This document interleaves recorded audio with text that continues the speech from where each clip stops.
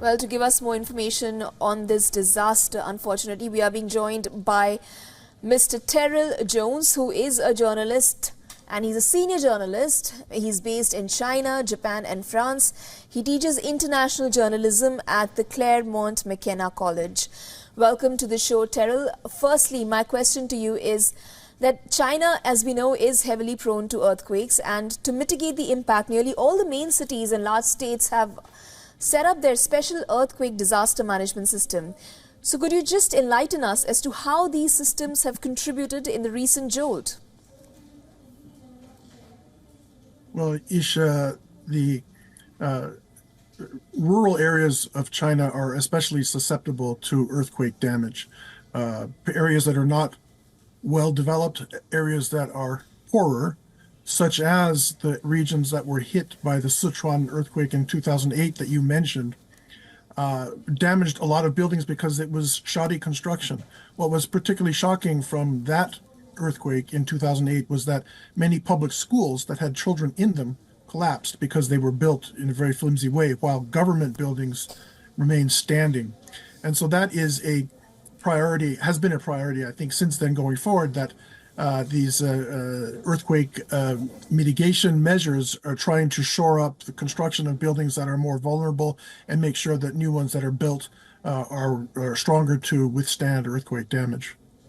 Right. While, Terrell, you say that efforts have been made and measures have been taken, but when we talk about Qinghai province, which is also a severely impacted region by this earthquake, and it's largely rural, how many of these earthquake mitigation tools would you say have reached such areas?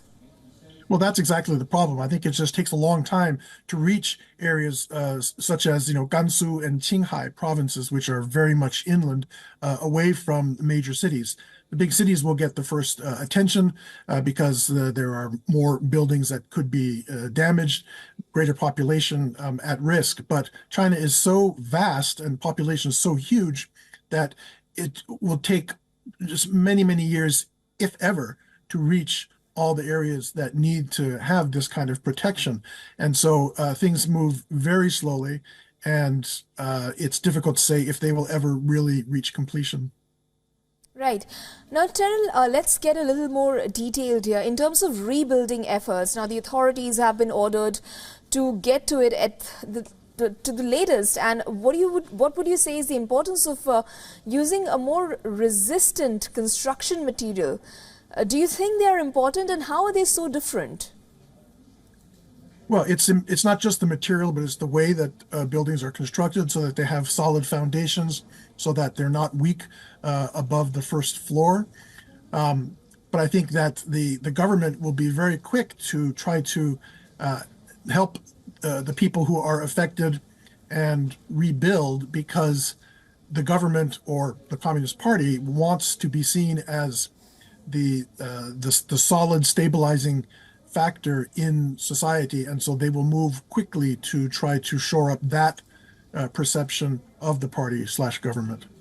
Thank you so much, Terrell, for giving us a detailed update on that. Thank you.